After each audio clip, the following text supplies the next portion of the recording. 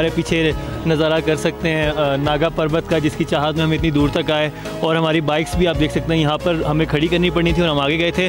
और एक बड़ी इंटरेस्टिंग तो नहीं, एक बड़ी बुरी बात हुई है वो ये कि इनकी बाइक ज़ख्मी हो गई है। इनकी बाइक यहाँ पे खड़ी हुई थी वकार की, ऊपर से कोई बकरी ने पत्थर फेंका तो उनका जो मीटर है स्पीड मीटर उसके ऊपर वो, खैर ज़्यादा कोई बड़ी इंजरी नहीं हुई इस बाइक को, तो आई होप सो कि मैं वापस ले जाएगी। लेकिन मैं वाकई एक इंटरेस्टिंग बात बता सकता हूँ। जो पुराना ट्रेडिशनल बहुत पुराना तत्व था वहाँ, तो उस वक्त की जो तत्वों की औरतें थीं, आपको पता है कि वो शौक और भड़कीले लिबास नहीं पहनती थी, ना ही वो शौक और भड़कीले जेवर पहनती थी। क्यों?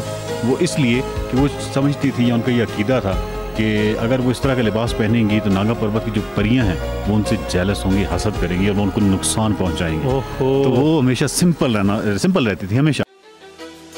गिलगित बल्तिस्तान में लैंड स्लाइडिंग एक मामूल है। आपको किसी वक्त किसी भी जगह इसका सामना करना पड़ सकता है। हम फेरी मेडोज उतरकर तत्तो पहुंचे और उसके बाद कराकोरम हाईवे पहुंचने के लिए दुनिया के खतरनाक जीप ट्रैक तत्तो ट्रैक पर सफर शुरू किया। अभी सफर शुरू किया ही है कि सामने बदतरीन लैंड स्लाइडिंग नजर आ रही है। ये पुल इसी लैंड स्लाइडिंग की वजह से बह गया है। इस लैंड स्लाइडिंग की नौयत अजीब है। हर 15 या 20 मिनट बाद अचानक एक गड़गड़ाहट होती है और दोबारा लैंड स्लाइडिंग शुरू हो जाती है। मकामी लोग पुल बनाना चाहते हैं लेकिन ये बार बार लैंड स्लाइडिंग इनकी मेहनत पर सारा पानी फेर देती है। पुल बनाने का तरीकाकार काफी दिलचस्प और साथ साथ कुछ डरा देने वाला है। पुल बनाने के लिए एक मजबूत बुनियाद चाहिए और ये एक बड़ा पत्थर, क्योंकि इस पुल से जीप ने गुजरना होता है। लेकिन इतना बड़ा पत्थर बगैर मशीनरी के टिकेगा कैसे? एक बड़ा पत्थर मजीद लाया जा रहा है। पानी बर्फीला है, मालूम नहीं ये लोग किस तरह इतने ठंडे पानी में खड़े हैं। और ये पत्थर रुक गया। ये एक अच्छी बुनियाद फराहम कर सकता है। लगता है ये मकामी इंजीनियर्स इस बुनियाद से मुतमईन हैं। लेकिन इस पत्थर के बाद क्या होगा? ट्रैक तो काफी ऊपर है।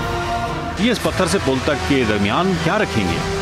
दरख्त के तने और बहुत सारे पत्थर फेंके जा रहे हैं। खदशा सिर्फ इस बात का है कि अगर कोई मजीद लैंड स्लाइडिंग आ गई तो उनकी इस सारी मेहनत को बहा ले जाएगी। फिर क्या होगा? मेरा ख्याल है ये दोबारा शुरू हो जाएंगे। इंसान और बिलखसूस इस खित्ते का इंसान कहाँ हिम्मत हारता है। दरख्त का इतना बड़ा तना, मेरा ख्याल है ये एक बहुत अच्छी स्पोर्ट हो सकती है। लेकिन सबके दिल धड़क रहे हैं। अगर इस वक्त स्लाइड दोबारा आ गई तो अब तो इतनी मेहनत हो चुकी है। बच्चे और खवातीन भी हमारे साथ इंतजार में शामिल हैं। हम सब शदीद बोरियत का शिकार हैं। लेकिन इस बच्चे को देखें, ये अपनी एक नई दुनिया तख्लीक करने में मगन है। बच्चे कभी बोर नहीं होते, तख्लीकी होते हैं। मालूम नहीं हम अपने इन बच्चों में ये फितरी तख्लीकी जरासीम क्यों मार देते हैं और इनको अपनी तरह एक जिंदगी से बेजार बड़ा बना देते हैं। पत्थरों के साथ कुछ ऐसी गुजरगाह बना दी गई है कि जानवर और बच्चे और खवातीन गुजर सकती हैं। लेकिन हमारे पास तो मोटरसाइकिल्स हैं। मकामी अफराद हमें ग्रीन सिग्नल नहीं दे रहे। उनका कहना है कि अगर हम बाइक के साथ पत्थरों में फंस गए और बाद में ऊपर से स्लाइड आ गई तो फिर बचना नामुमकिन हो जाएगा। ओह, और ये हमारा तख्लीकी दोस्त पुल अबूर करके हमसे जुदा हो रहा है। पुल तकरीबन बन चुका है। ना ही यहाँ हुकूमत है ना कोई NGO।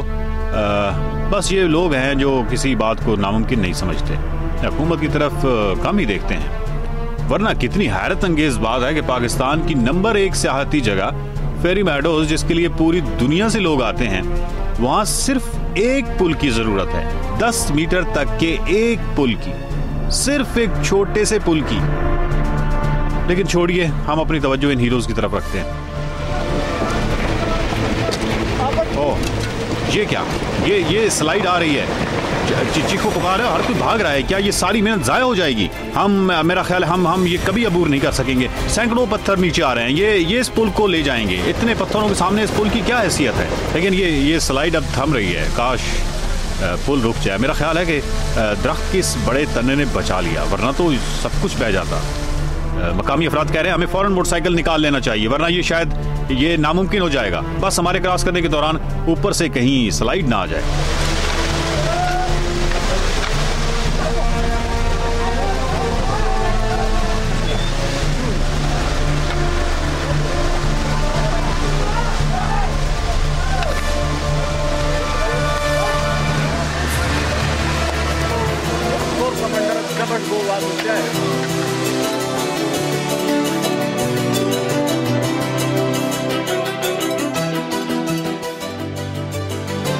कि हमारे जो हीरो हैं, जो असल हीरो हैं वो ये लोग हैं जो कि इस तरह काम करने वाले हैं। और आपने सारा ये प्रोसेस देखा। ये रहमत खान हमारे साथ हैं, रहमत खान साहब हमारे साथ आए, तो सारे जो लेबर थे जितने भी थे वो इसलिए मुकर्रम बैठे हुए थे क्योंकि ऊपर से आपने देखा है कि बार बार ऊपर से पत्थर आते हैं और कितना ज़्यादा पत्थर आता है। तो रहमत साहब, किस चीज़ ने आपको वो किया कि यहाँ से रास्ते, बाकी लोग भी तो थे, वो भी तो बैठे हुए थे।